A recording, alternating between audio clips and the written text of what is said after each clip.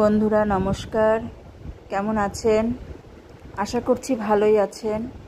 আমিও আমার পরিবার নিয়ে, আমার গাছেদের নিয়ে আমি খুব ভালো আছি। আমি সোমা, আর আপনারা দেখছেন মাই পার্সোনাল স্ট্যান্ডার্ড। এটা আমার বারান্দাতে একটা ছোট্ট করে বাগান আমি তৈরি করার চেষ্টা করছি।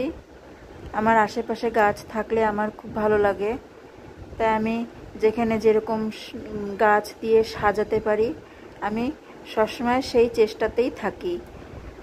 এইভাবে আমি আমার বারান্দাটাকে সাজিয়ে তুলছি। এই আমার দত্তপ্রিয়া গাছ, ফুলের রং খুব সুন্দর, খুব সুন্দর ফুলের রং, এত সুন্দর লাল রংটা খুব ভালো লাগে আমার একে। ওর জন্য আমি একে বারান্দাতে রাখছি এনে, সবসময় আমি একে দেখতে পাবো। বন্ধুরা, আমাকে এক বন্ধু বলেছে যে মাটির খুব অসুবিধা, মাটি কোথার থেকে আমি পাই। আমারও খুব মাটির অসুবিধা, কিন্তু মাটি আমি নিজেই তৈরি করি বলতে পারেন। এই টাউন এলাকায় মাটি পাওয়া সত্যি খুব কষ্ট, খুব অসুবিধা। তা আমি কি করি, যত সব ছাদ দেওয়া আবর্জনা, কিংবা এই যে বৃষ্টি হচ্ছে, বৃষ্টির পরে পাতাগুলো সব হলুদ হলুদ হয়ে যাচ্ছে। আমার ছাদ বাগান অনেক বড়, অনেক গাছ আছে সেখানে। তাহলে আমি ছাদ বাগান যে পাতাগুলো হলুদ হয়ে যাচ্ছে, ওই পাতাগুলো ঝরে ঝরে পড়ে যাচ্ছে। আর যেগুলো পড়ে না সেগুলো আমি রাখি না গাছে, আমি ছিঁড়ে ফেলি সব হলুদ পাতাগুলো।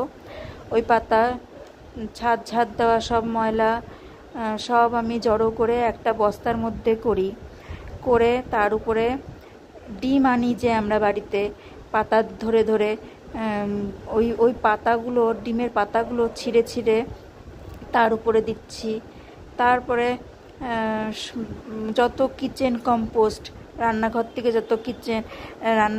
যত সবজির চোকলাগুলো বেরোয় সেগুলো তার উপরে দিচ্ছি। এভাবে করে স্তরে স্তরে আমি বস্তা ভরতে থাকি। মাসে হয়তো চাল আসলো, সেই চালের বস্তাটার মধ্যে আমি এইভাবে করে করে ভরতে থাকি। ভরে তারপরে হয়তো কোনো টবে অল্প মাটি নিয়ে, হয়তো আমার খালি আছে, এরকম তো থাকেই আমাদের কাছে, হ্যাঁ। তো ওইখান থেকে সামান্য মাটি নিয়ে ওই বস্তার উপর দিয়ে ওই বস্তার মধ্যে আবার চুন দেই। ওই বস্তার মধ্যে চুন দেই, একটু হয়তো নিমখোল দেই। নিমখোলটা এখন দেই না, যখন আবার সেটাকে টবে আবার দেওয়ার জন্য তৈরি হয়ে যায়, যখন আমি টবে দিয়ে গাছ বসাবো, তখন আমি ওর মধ্যে নিমখোল তারপরে এরকম দিয়ে আমি মাটি তৈরি করি। ওই বস্তা বেঁধে আমি হয়তো রেখে দিলাম, যতদিন কালো না হয়ে মাটি না হয়ে যায় আমি হয়তো বস্তা বন্ধ করে রেখে দিলাম। এরকম প্রসেসে আবার একটা নতুন বস্তা তৈরি করতে শুরু করে দিলাম।